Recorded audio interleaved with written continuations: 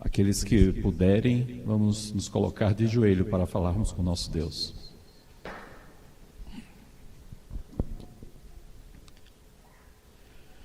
Santo Pai que estás nos céus, muito obrigado pela oportunidade que temos de te render um culto de louvor. Obrigado, ó Pai, pelo perdão dos nossos pecados e pela salvação em Cristo Jesus. Senhor Deus, aqui viemos para renovar nossas forças, renovar o nosso espírito. Que o teu servo, pastor, possa colocar uma mensagem inspirada pelos altos céus, como sempre tem feito, e que a tua igreja ela possa ser renovada com o teu Santo Espírito. Leva-nos, ó Pai, para o teu reino. Fica conosco. Nós te pedimos, te agradecemos, em nome e pelo amor de Jesus. Amém, Senhor. Amém. Eu convido o pastor Josué aqui à frente e Santo Espírito possa desde já te inspirar para passar uma mensagem aqui para nós, irmão. Boa noite a todos. Final de fim de semana, não é? Eu não sei se vem tristeza ou alegria. Eu acho que alegria porque a gente pôde passar um fim de semana, né? Um bom sábado, imagina um bom domingo. Eu acho que alguns tiveram que passar uma roupinha, lavar uma calçadinha, lavar não, varrer, né? A calçadinha, arrumar um carro, fazer uma compra, alguma coisa. Alguns dormiram, outros jogaram bola, outros namoraram, passearam, né? Então é um bom domingo, né? E amanhã vai começar uma nova segunda-feira. E eu me lembro quando estava no internato, nós acordávamos às 5:30 da manhã. E nós tínhamos um amigo chamado Claudinei, mas ele era cognominado como Buda. E ele acordava de manhã e ele dizia assim: vai começar tudo de novo, né? E a gente já estava acostumado com essa frase que ele dizia: vai começar tudo de novo. E para alguns, né, a ideia é: nossa, amanhã vai começar tudo de novo. Tem que pegar ônibus cheio, trem cheio, metrô cheio, né? O trânsito lotado, né? Tem que começar todo o trabalho. Mas nós estamos aqui nessa noite justamente, como foi dito na oração, para recarregar as nossas baterias, para nós recomeçarmos bem, não é verdade?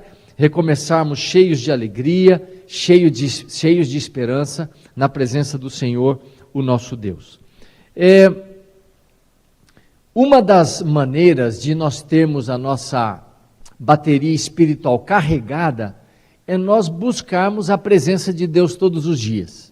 Eu imagino que daqui deste púlpito, acho que cada pastor que vem aqui, que fala, ele não deixa de mencionar, ou cada pregador, não deixa de mencionar a necessidade que nós temos de buscar a Deus cada dia.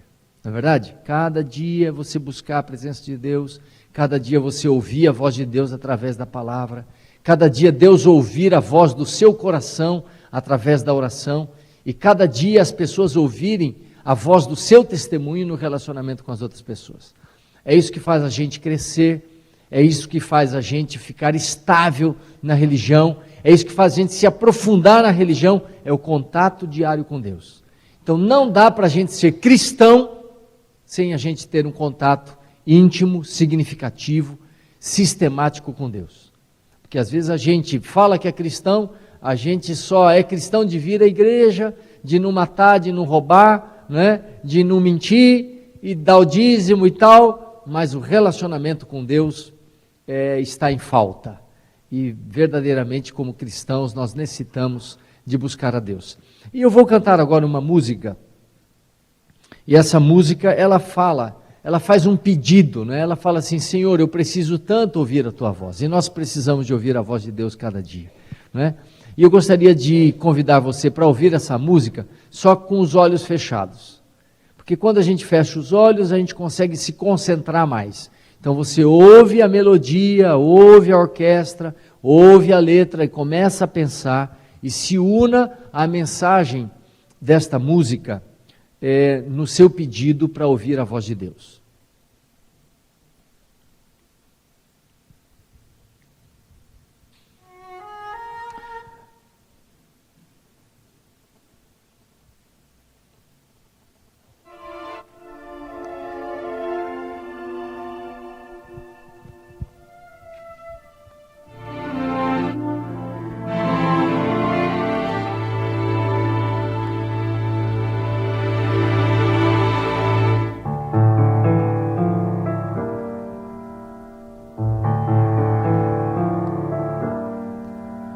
Nem nasceu o sol e o dia ainda nem começou.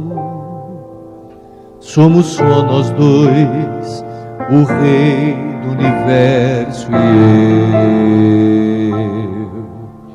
Venho aqui pedir, abrir todo o meu coração e sem reservas procurar tocar a sua mão.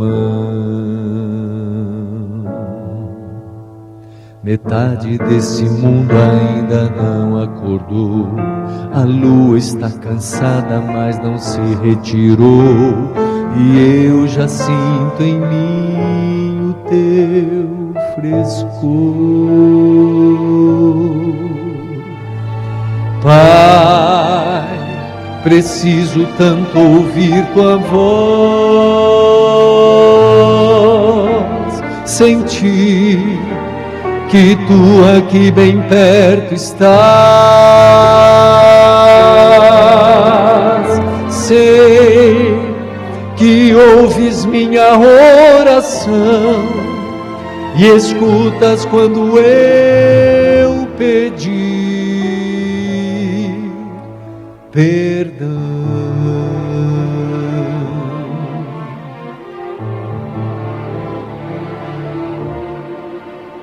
Eu nem sei dizer ao certo que me trouxe aqui, mas eu sinto em mim arder o teu imenso amor. Quantas vezes quis me aproximar de ti, Senhor, e fiz promessas que jamais eu consegui cumprir. As vozes deste mundo me chamaram a atenção, as luzes do pecado me ofuscaram a visão, mas eu mais uma vez venho te pedir, Pai, preciso tanto ouvir tua voz, sentir que tu aqui bem perto estás. Oh, eu sei que ouves minha oração e escutas quando eu pedir perdão.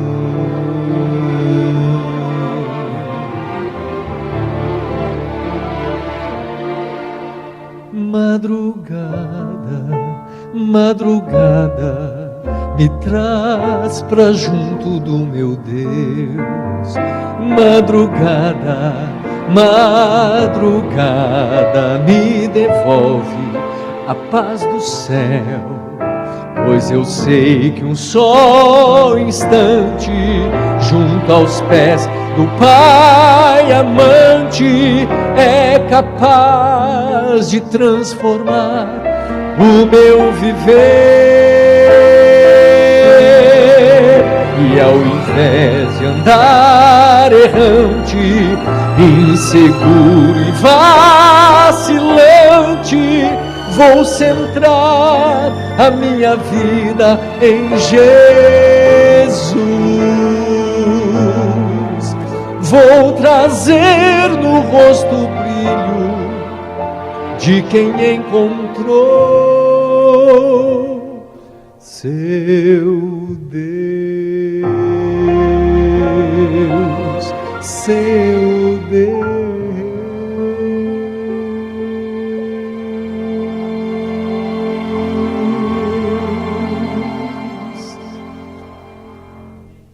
Senhor nosso Deus e nosso Pai, nós queremos te agradecer, porque a qualquer hora que nós buscarmos a Tua presença, o Senhor está disponível para se encontrar conosco.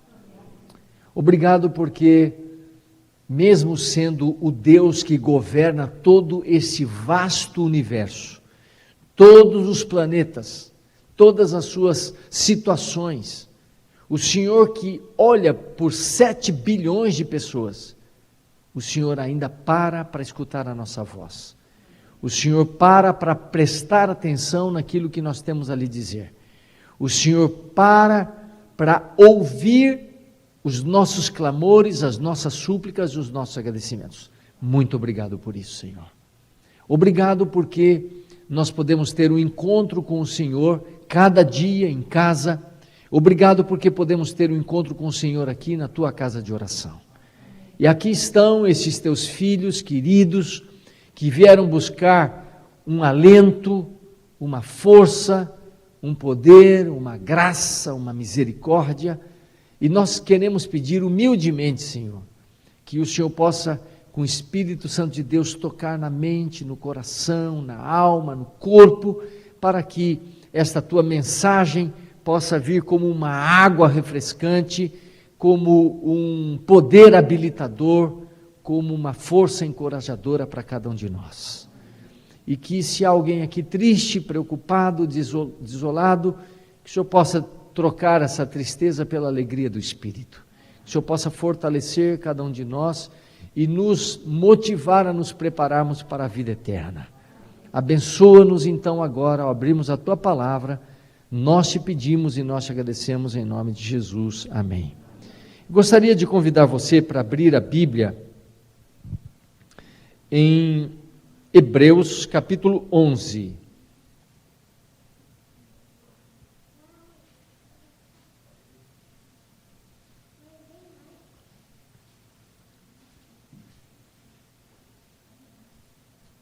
Hebreus capítulo 11.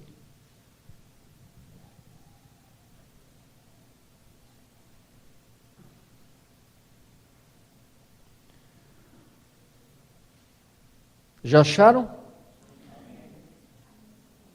Nós vamos ler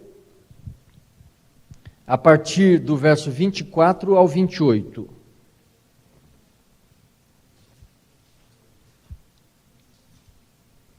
Diz assim: pela fé, Moisés, quando já homem feito, recusou ser chamado filho da filha de Faraó, preferindo ser maltratado junto com o povo de Deus a usufruir prazeres transitórios do pecado. Por quê? Porquanto considerou o opróbrio de Cristo por maiores riquezas do que os tesouros do Egito, porque contemplava o galardão. O que é galardão? Recompensa. Que recompensa era essa? A vida eterna, a salvação. Muito bem. E ele diz assim: pela fé, ele abandonou o Egito, nem ficou amedrontado pela cólera do rei, antes permaneceu firme como quem vê aquele que é invisível. Permaneceu firme como aquele quem vê o invisível. Vamos gastar um pouquinho de tempo, hoje à noite, falando sobre Moisés. Todos nós conhecemos muito bem a história de Moisés, não é verdade? Moisés, ele nasce em um tempo de muita dificuldade para o povo de Deus, que era o povo de Israel, o povo da descendência de Abraão, que havia sido escolhido para ser o povo de onde iria descender o Messias. era um povo que deveria representar a Deus perante todas as nações. E havia alguém que não tinha nenhum interesse que Israel cumprisse esse propósito. Quem era? Mas quem era o mentor de Faraó? O inimigo de Deus e dos homens, não é? Satanás. Então Satanás não tinha interesse nenhum que esse povo permanecesse e que desse povo viesse o Messias. Não tinha nenhum interesse. E Satanás, ele tinha, quem sabe, em mente, não é? Através da sua astúcia, das coisas que ele via, o tempo da libertação do povo. E então, um pouco antes de Moisés nascer, Faraó manda uma ordem de matar todas as crianças, todos os meninos recém-nascidos. Qual era o motivo? O motivo para que não houvesse um crescimento do povo, um crescimento explosivo do povo, porque eles tinham medo que aquele povo ali dominasse o Egito, de tão numerosos que eles eram. E aí nasce Moisés. E quando as parteiras, não é, viram aquele menino, disseram: nós não vamos ter coragem de tirar a vida desse menino. Está na mão dos pais. E os pais disseram: nós também não vamos tirar a vida desse menino. E aí esconderam esse menino durante 3 meses. É fácil esconder um menino dentro de casa 3 meses? Mesmo você pondo surdina na boca do menino, não dá, né? Difícil, né? 3 meses. Mesmo um garoto bonzinho e tal, né? Ele de vez em quando chora ou não chora? Ei, pastora Raiz? O menino chora, não é verdade? Mesmo que esteja ou com sono, ou com fome, e eu fico imaginando o cuidado deles. Bom, 3 meses deu para escondê-lo lá, e aí disseram: não dá mais. O que nós vamos fazer? O que nós vamos fazer? Você sabe que quando a nossa vida ela está submissa à vontade de Deus, Deus nos orienta o que fazer nas horas decisivas e que nós não temos a mínima ideia do que fazer, Deus nos orienta. E Deus colocou na mãe de Moisés, é Joquebede o nome dela, não é? Falou: faz um cestinho, põe um pichezinho nesse, é o que eles chamavam de betume, não é? Para vedar o cestinho, para não entrar água, põe um travesseirinho lá, põe um lacinho azul ali, né? E põe Moisés ali, e põe ele no Nilo, num lugar que não tenha muita correnteza, né? Põe ele ali. O que vai dar? Não sei, põe ele ali. E ela colocou, e vocês sabem a história, veio a princesa para tomar banho.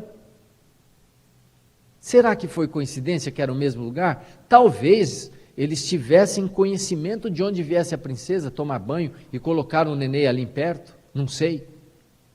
Mas uma coisa eu sei, que Deus estava dirigindo tudo. E aí a princesa vem e olha aquele garotinho tão lindinho, quem sabe bochechudinho, sorridente. Nenê de 3 meses já sorri, não? Já, né? Não? É que faz tempo que a senhora não vê nenê de 3 meses. E aí ela disse: vai ser meu filho. E aí imediatamente Miriam vem e diz: a senhora quer que eu arranje uma ama para cuidar dele? Ela disse: quero. Nem tinha pensado nisso, mas eu quero sim. Ela vai lá e chama a mãe do próprio garoto. E aí fala assim: olha, você poderia cuidar desse garoto? Eu imagino a mãe falando assim: nossa, com muito prazer, com muita alegria. E assim: quanto que eu devo lhe pagar? Ah, deve pagar caro, porque eu vou educar bem esse menino. Né? Então a própria mãe recebendo o salário, né, para educar o filho. Né? E sabe, irmãos, como é interessante? A educação de uma criança, ela é essencial nos primeiros anos de vida da criança. É ali que é formado o caráter, é ali que é direcionado. Vocês que têm pais, vocês que têm filhos e são pais de crianças pequenas ou avós, trabalhem nisso aí. Até os 3 anos e depois até os 7 é o momento que se forma o caráter da criança. Então toma, porque às vezes os pais dizem assim, não, meu filho ele pula, ele bate o pé no chão, assim, ele grita, ele esperneia, mas quando ele ficar maior, crescidinho, ele vai entender. Sabe quando que ele vai entender? Agora, é você ensinando, filhinho, não é assim que faz, não é desse jeito, levanta daí. E você tem que saber os meios com os quais você tratar com o seu filho para você educar, porque você está formando o caráter dele. É hora de pegar o bichinho no colo e começar a recitar o Salmo 23, lâmpada para os meus pés, e começar a recitar, e começa a estudar a liçãozinha da escola sabatina, e traz na escolinha, e põe o DVDzinho de Jesus, e vai ensinando o caminho, ensina a ser verdadeiro, ensina a não mentir, ensina a não falar palavrão, né? Ensina a amar a Deus, ensina a respeitar os pais, vai ensinando, e Joquebede ensinando aquele garoto. E quando o caráter dele já estava formado, aí já estava grande, não sei qual idade, mas era aí, não sei quantos anos, já grande, a Bíblia diz que ele já estava grande, né? E ele foi lá para o Egito. E ali então ele começou a sua carreira. Eu acho que havia uma ideia de que ele se tornasse um dia o faraó. Imagine um futuro faraó, a educação que esse menino recebeu. Ali era a sede do saber e do conhecimento. Então havia muito estudo profundo de filosofia, de antropologia, que estuda o ser humano, né? De organização social, organização econômica. Imagine esse menino estudando matemática, física, sociologia, né? Aprendendo a cultura, aprendendo como liderar, né? Entrando na área militar. Esse menino se tornou um expoente do conhecimento do Egito. E eu imagino que ele fez a faculdade, fez o mestrado, fez doutorado. Menino forte, bonito, inteligente, capacitado. E ele havia colocado no seu coração que ele iria lançar a sua sorte com o seu povo. Ele sabia das suas origens. E ele, por decisão própria, ele diz, eu vou ser um do meu povo e não do Egito. E ele tinha a noção de que Deus o havia escolhido para ser o libertador. E aí, numa situação ali de briga, ele acabou tirando a vida de um egípcio. Isso chegou aos ouvidos de Faraó, e Faraó ficou muito enfurecido com ele, ele precisou fugir. Para onde ele foi? Para o deserto. Aquela região tem muito deserto. Foi para um deserto de Midian. Sai do palácio e vai para o deserto. Você sabe o que é um palácio? Eu também não sei. Mas eu fui no Museu do Cairo e vi as riquezas do faraó Tutancâmon, que foi um dos mais fraquinhos. Irmãos, quando foram achados as riquezas, porque eles eram enterrados nas pirâmides, com todas as riquezas, porque eles acreditavam na vida pós-morte. Morreu, mas ia continuar vivendo. E até, no caso, alguns servos eram enterrados juntos com o próprio faraó. Irmãos, é impressionante, o sarcófago dele foi encontrado dentro de 3 caixas de ouro. Mas não é uma caixinha, irmãos, é uma caixa, acho que as caixas que eu vi eram mais ou menos, pensa do tamanho desse buraco aqui, ó. 3 caixas, uma dentro da outra. Acho que a maior tinha o tamanho desse buraco.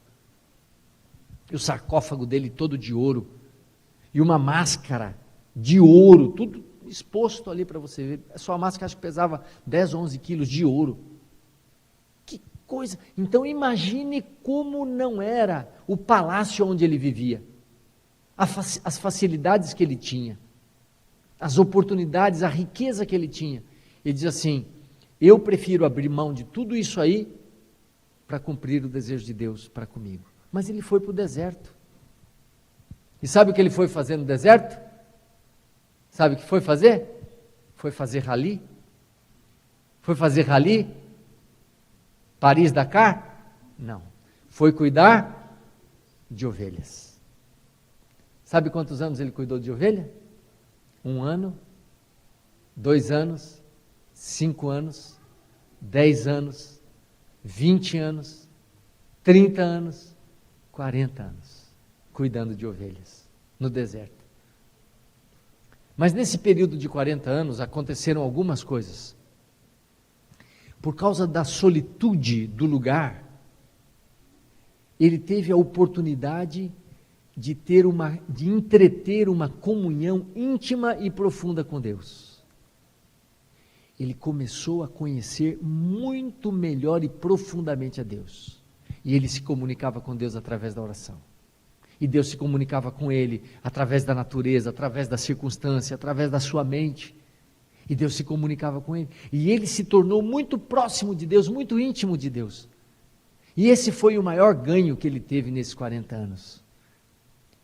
Cuidando das ovelhas, ele aprendeu a ter pacientes, porque tinha ovelha cabeça dura, que estava todo mundo indo para lá, mas ela queria ir para o outro lado. Ele aprendeu a ter paciência, a ter tolerância. E ele foi aprendendo 40 anos essas coisas todas. A ser persistente, a não desistir. E aí um dia, ele estava apacentando as ovelhas e viu um arbusto, que eles chamam lá de sarça, se queimando. E não se consumia. E diz, que fenômeno é esse? E quando ele chega, ele ouve uma voz. A voz de quem? A voz do Todo-Poderoso Criador. Aquele que havia falado lá no Éden, haja luz e houve luz. Aquele que havia chamado Abraão. Aquele mesmo Deus vem e fala com ele através da sarça. Tira as sandálias dos seus pés, porque o lugar onde você está é a terra santa. Esse mesmo Deus depois se manifestaria no Sinai, e quando esse Deus se aproximava do Sinai, o Sinai tremia, haviam relâmpagos e vozes, e esse mesmo Deus vai se revelando em todo o Velho Testamento, e aí no Novo Testamento esse Deus vem e se encarna. Quem é esse Deus? Jesus Cristo. Aí Deus fala para ele, Moisés, está lembrado da sua missão? Ele diz, qual? É levar os rebanhos para que lugar? Ele diz, não, aquela missão que você tinha de libertar o povo. Ah, eu lembro, mas isso já faz muito tempo atrás. Falou, pois é, chegou a hora. Ele diz, hora de quê? De libertar o povo. Não, agora já passou, a hora já passou. Não, Moisés, a hora é agora. Ele diz, não, a hora era aquela. É naquele tempo que eu estava com força, que eu estava com vigor, que estava tudo fresquinho na minha mente, que eu estava preparado, que eu tinha um exército na minha mão. É naquela hora, não nessa. Moisés, aquela não era a hora, é essa hora. Não, senhor, não é essa. Ficou aquele bate-boca ali. E Moisés foi convencido de libertar o povo. O senhor vai comigo? Vou, então eu vou. E Moisés foi. Vocês conhecem toda a história da maneira como Deus libertou aquele povo, as 10 pragas que caíram. E você sabe que até no cair das pragas havia misericórdia de Deus, porque Deus estava querendo impressionar aquele povo de que Ele era o Deus, o que controlava todo o universo. Estava querendo chamar aquele povo ao arrependimento e à salvação, e eles endureciam o coração, assim como o faraó. E aí, através das pragas, o faraó não conseguiu conter a dureza do seu coração e permitiu que eles saíssem. Eles foram para o deserto. E lá eles tiveram um encontro com Deus no Monte Sinai, fizeram um concerto com Deus extraordinário, de que iriam seguir a Deus e tal. Mas aquele povo é como nós somos. Às vezes a gente promete um monte de coisa para Deus, não promete? Sim ou não? A gente promete um monte de coisa para Deus E às vezes a gente promete assim, Senhor, eu vou andar nessa direção. E quando a gente menos vê, a gente está andando nessa direção, o contrário, né? Alguns propósitos a gente faz. Falando em propósito, deixa eu só falar de um propósito que eu fiz e o motivo de eu estar pregando aqui sobre esse assunto. No ano passado, no início do ano passado, ou no final do ano passado, eu fiz um propósito. Porque a gente sempre faz um propósito. Eu vou ler a Bíblia, toda a Bíblia, não é, a gente não faz assim? Eu vou ler a Bíblia esse ano, vou estudar a lição. Esses propósitos já são normais para mim. Mas eu fiz um outro propósito. Falei, eu vou ler os 5 livros da série O Grande Conflito nesse ano, que é Patriarcas e Profetas, Profetas e Reis, Desejado de Todas as Nações, Atos dos Apóstolos e O Grande Conflito. Os 5 livros. Só que quando eu fui pegar, é um catatal assim, né? Dá perto de 3.000 páginas. Falei, mas como é que eu vou ler isso? Como é que a gente faz para comer um cacho de banana?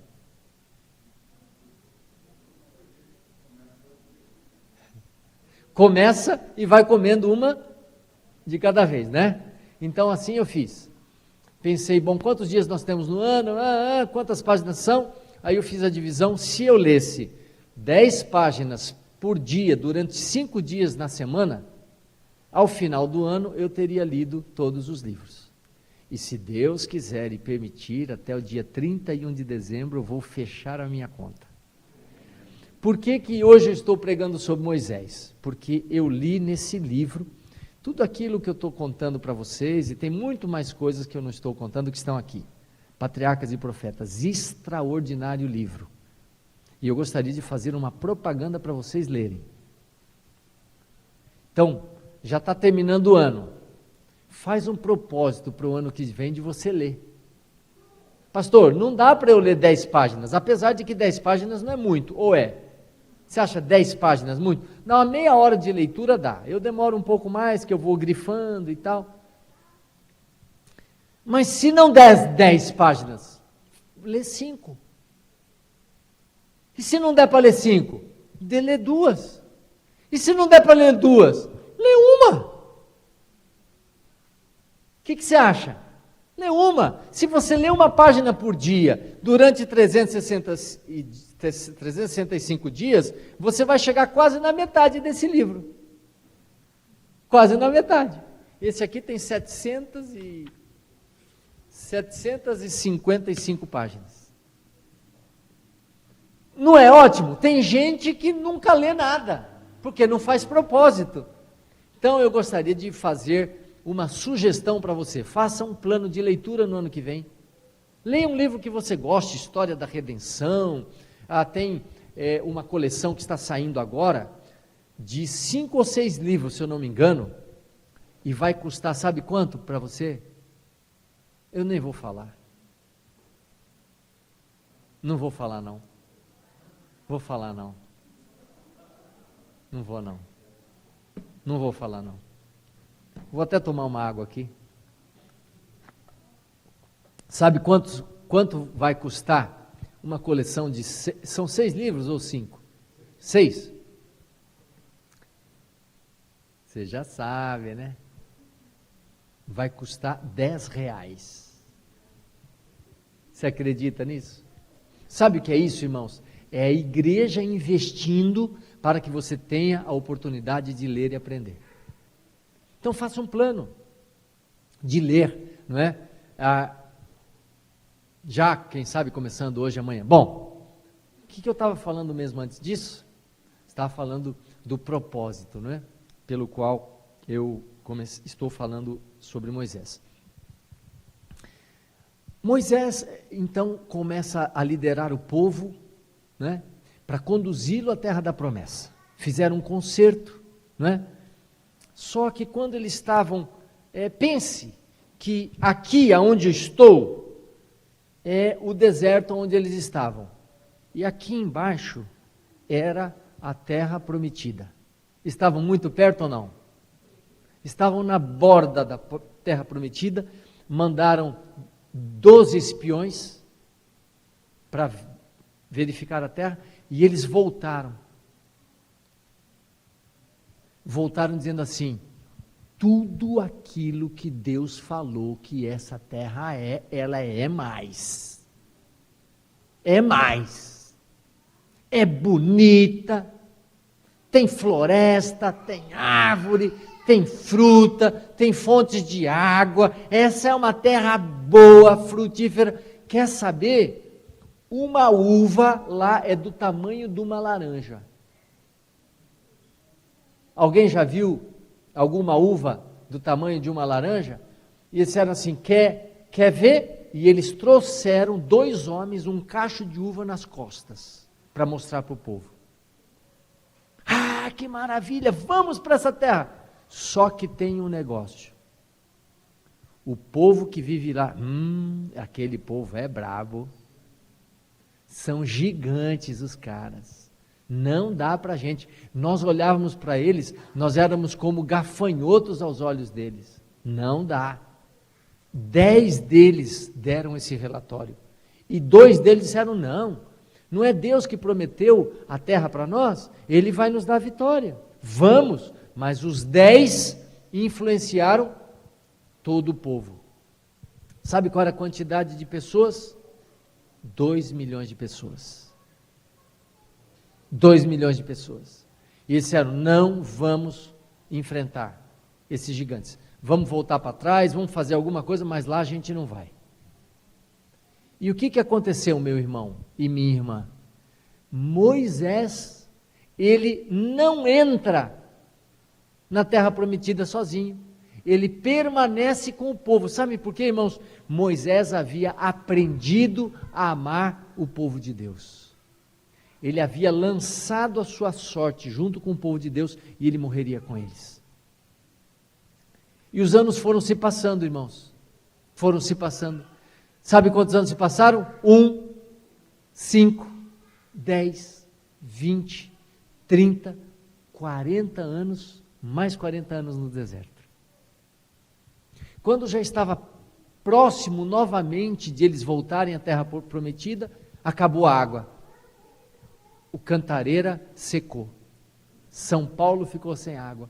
E foram bater lá no gabinete do Moisés, né? Moisés, queremos água, você veio matar a gente. Irmãos, a ladainha mesma. 40 anos, a mesma coisa, todo mundo falando igual. Você quer matar a gente? Trouxe a gente para matar. Eles comiam o pão do céu todo dia. Eles viam a nuvem de fogo e de sombra todo dia. Os milagres acontecendo. E a cabeça deles não desenvolvia. São parecidos com a gente ou não? Sempre reclamando a mesma coisa. Meu Deus, meu Deus. E Moisés, lá em Números capítulo 20, quando você começa o capítulo, você percebe que Miriam havia morrido, a irmã dele. E aí veio essa reclamação e tal, e Moisés vai perante o Senhor, e o Senhor fala com ele, diz, olha, sabe a rocha? Você vai e fala com a rocha e vai sair água de lá, porque a rocha representa Cristo. No passado, há muitos anos, ele já tinha ferido a rocha. E Jesus Cristo, como símbolo da rocha, deveria ser ferido apenas uma vez, não 2 vezes. Ferido uma vez, na próxima vez você deve falar, porque a força da sua palavra alcança o coração de Deus, e vem e faz fluir a graça. Mas ele estava desgastado, quem sabe emocionalmente, pela morte de Miriam, desgastado de todos aqueles anos, e Moisés pega a vara e ele fala para o povo, porventura nós vamos tirar água dessa rocha, como se fosse ele que fosse fazer o grande milagre. E ele vai e ele fere a rocha 2 vezes e sai água da rocha. Só que Deus chama ele e diz, Moisés, você viu o que você fez? Meu Deus, me desculpa, eu perdi a cabeça. Mas não era hora de você perder a cabeça, Moisés. Você é o líder do povo. Você se colocou no meu lugar ali, Moisés. Você é o meu servo, você não é eu. Você é você e eu sou eu. Cada um tem um papel. Mas você confundiu a cabeça do povo. E isso não pode passar em branco. Você não vai entrar na terra prometida. O que você acha disso? O que você acha disso? Nada? Alô? Vocês estão vivos aí, não? É? Trabalha, luta. 40 anos, 120 anos. Na boca da terra prometida, aí você comete uma falha, Deus diz, não vai. E ele insistiu com Deus, disse, Senhor. E chegou um dia, Deus ficou assim, cheio dele e falou assim, Moisés, não me fala mais sobre esse assunto, tá bom? E aí chegou um dia, Deus falou para ele, é hoje. Se Deus chegasse para você e dissesse assim, é hoje, o que você faria? É hoje o dia da sua morte. O que você faria? Estaria bom para você? Vocês não respondem, né? É bom mesmo nessa hora não responder.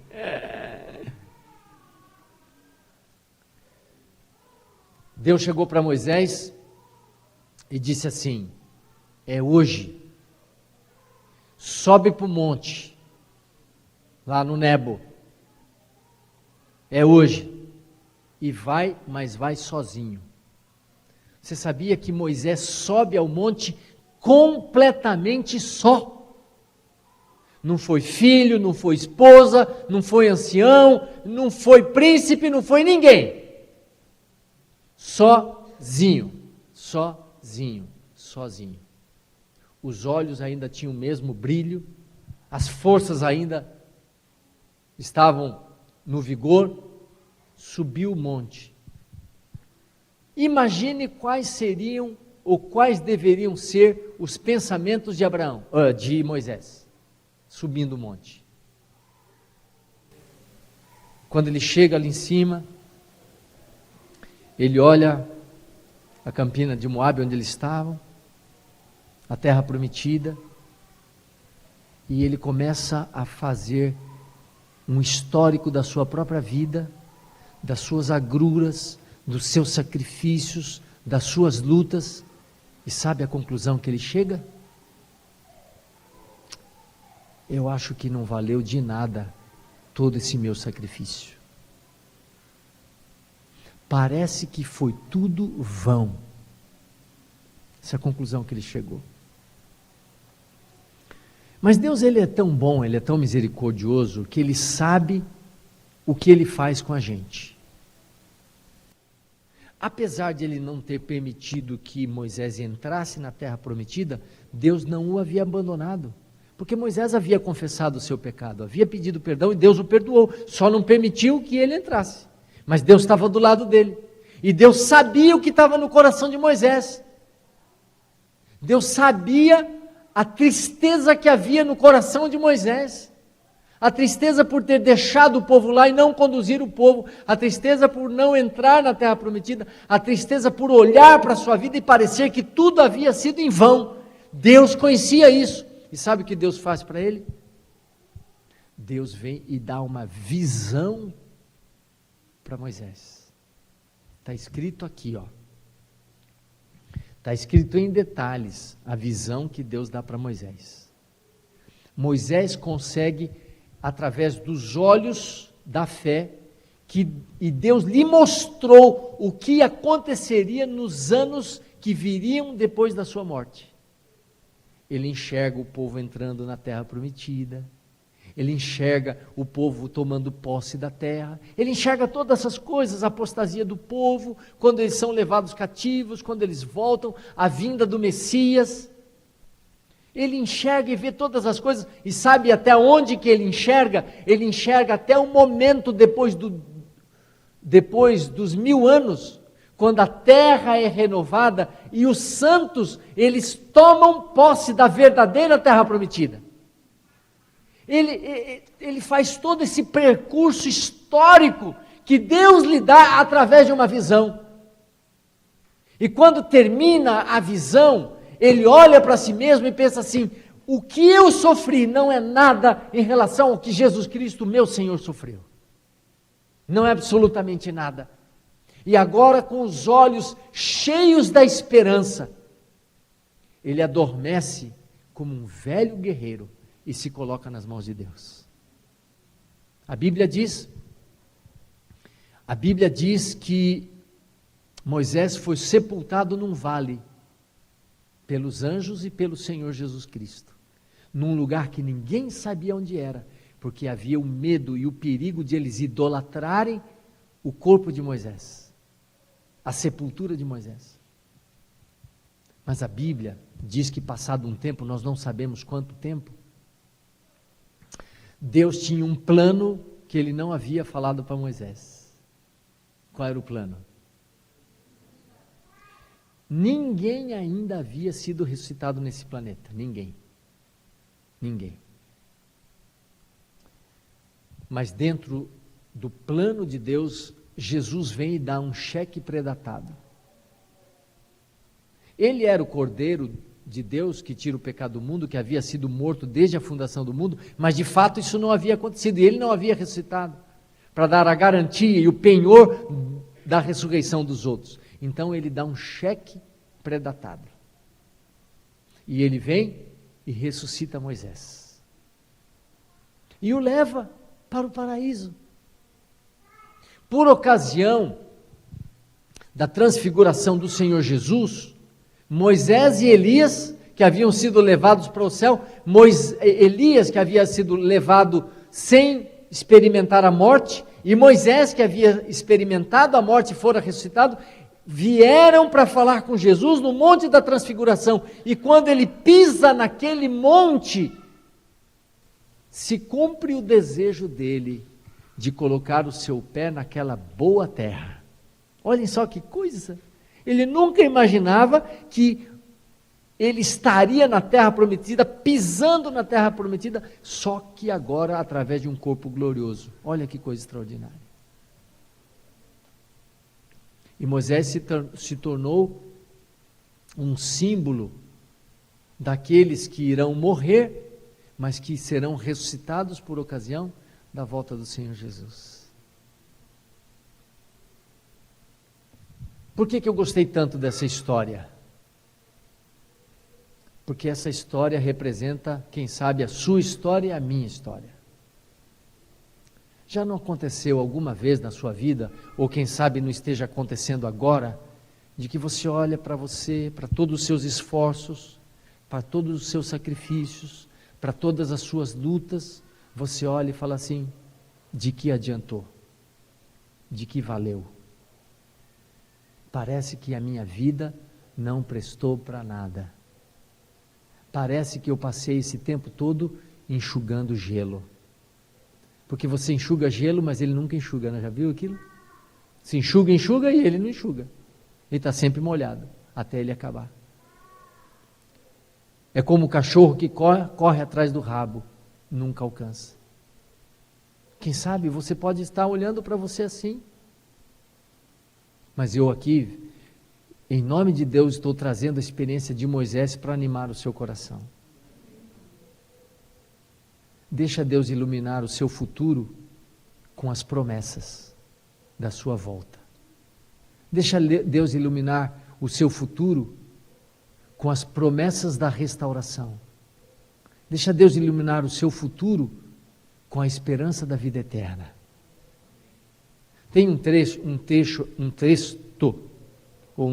do livro que eu quero ler aqui para vocês, que diz assim: no cume do Pisga, Deus chamou Moisés a uma herança infinitamente mais gloriosa do que a Canaã terrestre. Moisés, ele abandona as riquezas do Egito e se entrega ao serviço de Deus, e aqui nessa terra ele não recebe um palmo de terra de herança. Mas sabe o quê? Ele estava de olho em uma outra herança.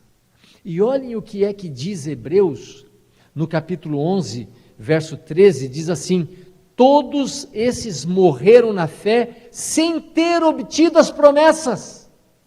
Verso 13 do capítulo 11, morreram na fé sem ter obtido as promessas vencendo-as, porém,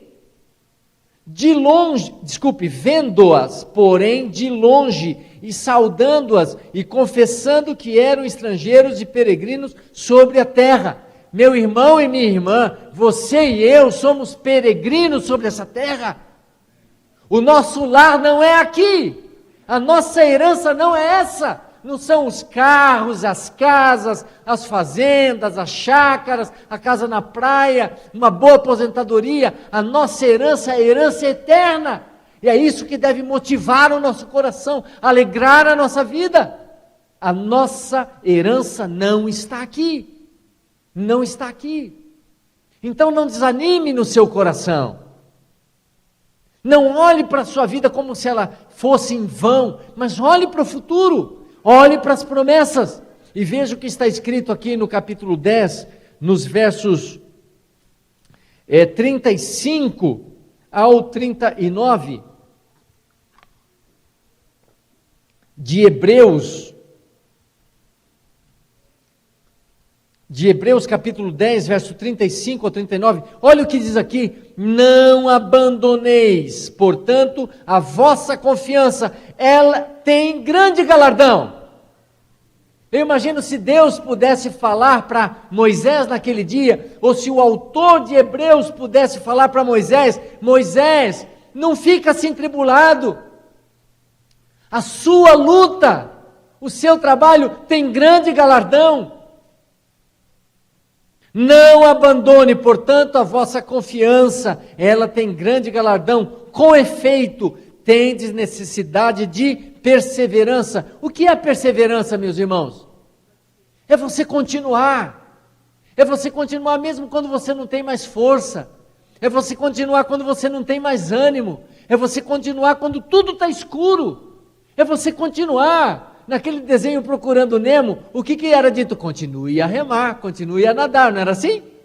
É assim, continue estudando, meu irmão, não desanime, não desista do seu casamento, não desista da sua fé, continue perseverando, não desista de arranjar um bom marido, uma boa esposa, continue perseverando, continue, e olhem o que diz aqui a palavra: com efeito, tendes necessidade de perseverança, para que, havendo feito a vontade de Deus, alcanceis a promessa. Faz o que está à sua mão e você vai alcançar a promessa. Continue perseverando e você vai alcançar a promessa. E olha o verso 37, ele diz: por quê? Por quê? Porque ainda dentro de pouco tempo, aquele que vem, virá e não... Vamos ler todos juntos esse verso, irmãos?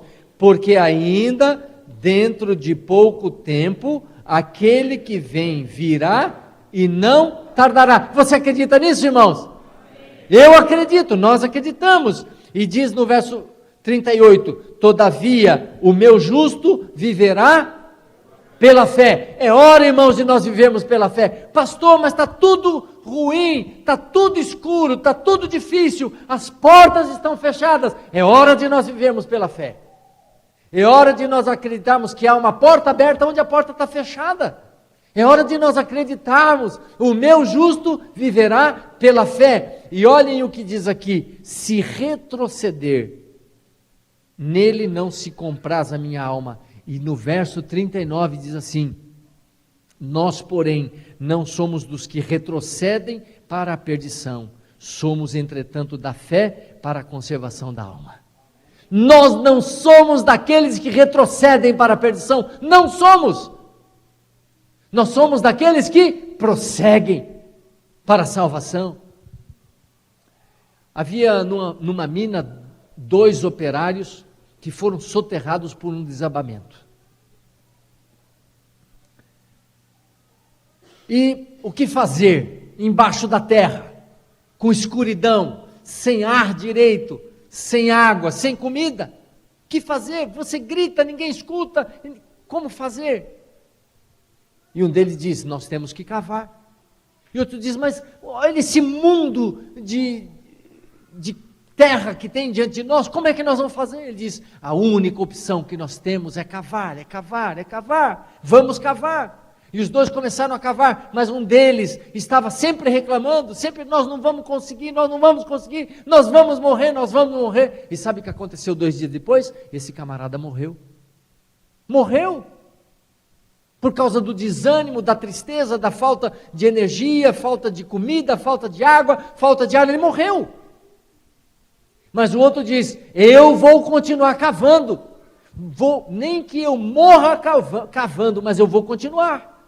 E ele continuou. E sabe o que eles descobriram? Que quando aquele colega dele desistiu e parou de cavar, eles estavam apenas a meio metro da superfície. Apenas a meio metro da superfície. Eu quero dizer para você, meu irmão, nós estamos apenas a meio metro da vitória final.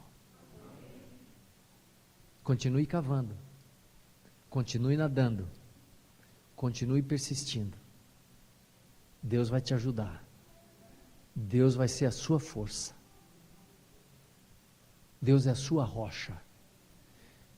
Mas permita que Deus encha os seus olhos da fé com as promessas, com a visão de futuro. O que é que Deus está preparando para você? E eu tenho dito que todas as nossas tristezas e sofrimentos, elas não vão poder se comparar a 1 minuto da eternidade. Irmãos, quando nós entrarmos nos portais da Nova Jerusalém, irmãos, a nossa alegria será tanta que todo esse sofrimento que a gente tem com filho, com neto, com esposa, com esposo, com trabalho, com aluguel, com conta, com morte, com doença, todas essas coisas vão parecer como nada diante da recompensa que o Senhor está preparando para nós.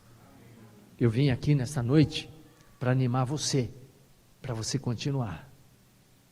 Nós não somos daqueles que desistem, mas daqueles que perseveram para a salvação. E eu vou cantar um hino agora.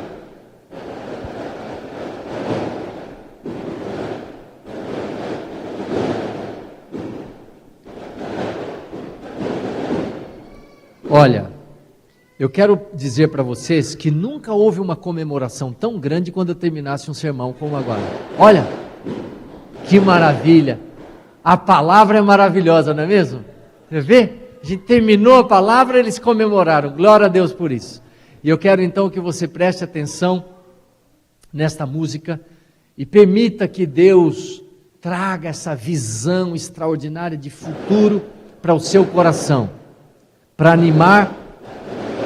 Já tá bom, já tá bom.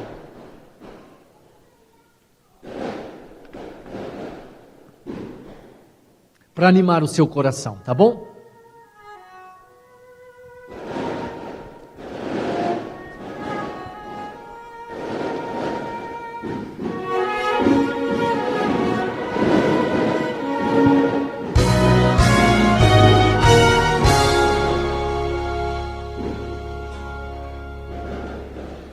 Quando a história deste mundo atingir o seu final e os livros revelarem. Vamos esperar um pouquinho a comemoração, senão não vai dar para a gente ouvir, né? Nem eu estou ouvindo o playback aqui. Podem continuar mais um pouco, a gente está dando uma pausa para eles. Sempre acontece a comemoração ao final do sermão? Não? Fiquei impressionado. Olha, vocês podem botar no Face, viu? Fala assim, olha, o sermão do pastor Josué. O sermão do pastor Josué foi terminado com uma celebração de fogos que nunca ninguém viu, nem ele mesmo. Tá bom. Já tá bom, gente. Já estou contente.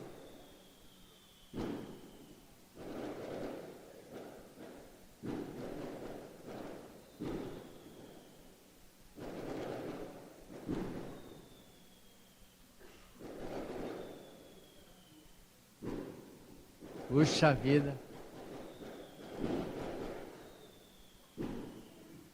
Sem limite?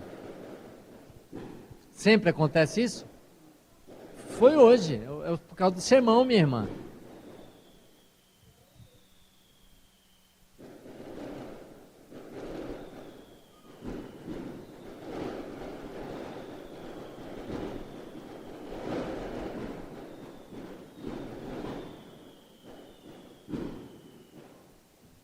Vocês vão fechar a janela? Ah, tá.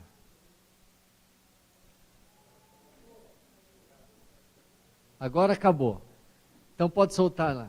Pode abrir a janela de novo para a gente não ferver aqui dentro.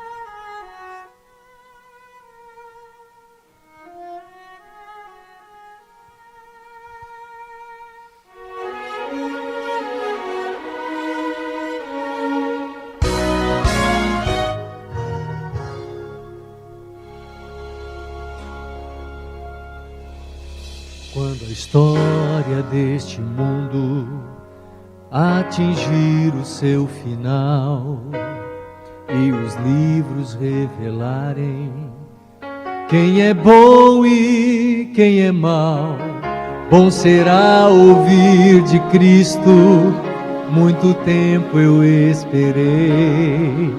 Vinde bem-aventurados ao lugar que preparei. Cristo abraça junto ao trono incontável multidão, toda tribo, povo e língua, toda terra e nação, com poder e majestade os recebe em sua glória. Dá a eles nova vida, novo reino, nova história. Com os olhos nas promessas antevemos nosso lar. Nova vida em Jesus Cristo, já podemos celebrar. A vitória já é nossa, a batalha terminou.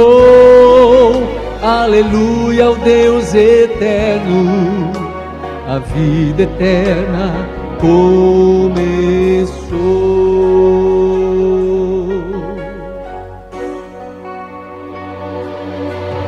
Toda alma se inclina em louvor ao Rei dos Reis, ao sentir o amor eterno retratado em suas leis. Na presença do universo, Jesus Cristo é coroado e extermina para sempre toda mancha do pecado.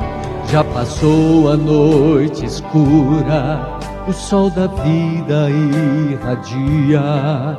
Glória a Deus e ao seu Filho, está nascendo um novo dia. Os remidos vitoriosos em louvor e adoração cantam hinos a Jesus, o autor da salvação.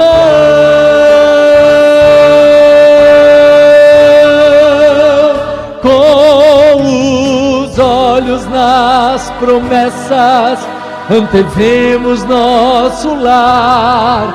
Nova vida em Jesus Cristo, já podemos celebrar. A vitória já é nossa, a batalha terminou.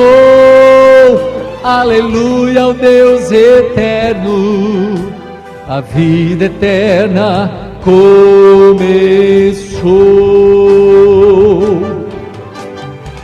Todo mal já ficou para trás, reina alegria para sempre, para sempre. Com os olhos nas promessas antevemos nosso lar. Nova vida em Jesus Cristo, já podemos celebrar. A vitória já é nossa, a batalha terminou.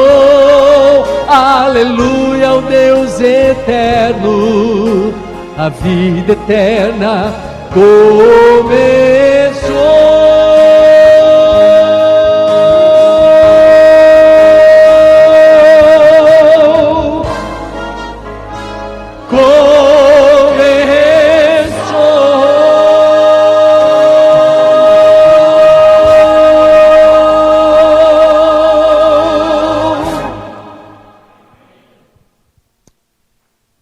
Para aqueles que acreditam, para aqueles que confiam, para aqueles que esperam no Senhor, a vida eterna já começou.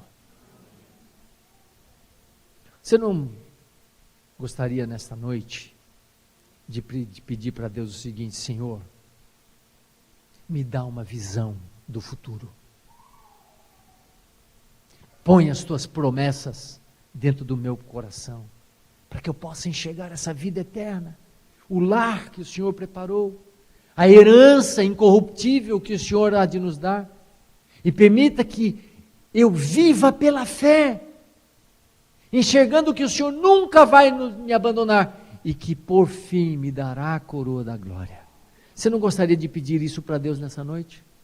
Me ajuda a viver pela fé, me enche com a luz da esperança, e me guie pelo caminho reto. Não gostaria de pedir isso hoje para Deus? Levante a sua mão. Eu quero orar por você. Feche os seus olhos. Senhor nosso Deus, agradecemos pela Tua palavra. Pela Tua palavra que nos traz tanta esperança. Nós ouvimos hoje o Senhor falando que não é hora de desanimarmos, mas de perseverarmos. Porque aquele que há de vir virá e não tardará. E vai nos trazer a alegria da recompensa eterna, de todos os nossos trabalhos, de todas as nossas lutas. E que nós entendamos que a nossa luta não é em vão. Que nós estamos, ao viver pela fé, vivendo o bom combate da fé. E que a coroa da justiça nos está guardada, não somente a nós, mas a todos que aguardarem a sua vinda. Obrigado por essa esperança, obrigado por essa promessa. Ajuda-nos a termos os nossos olhos voltados para o Deus das promessas, e possamos fortalecer a nossa vida, e esse Deus das promessas possa nos animar, e nos ajudar, e nos impulsionar, para que nós vivamos cada dia na glória e na força do nosso Deus. Anima o nosso coração e nos abençoe, porque nós estamos apenas a meio metro da vitória final. Dá-nos essa vitória o mais rápido possível, te pedimos por Jesus. Amém. Boa noite a todos, que Deus os guarde e proteja e lhes dê uma feliz semana.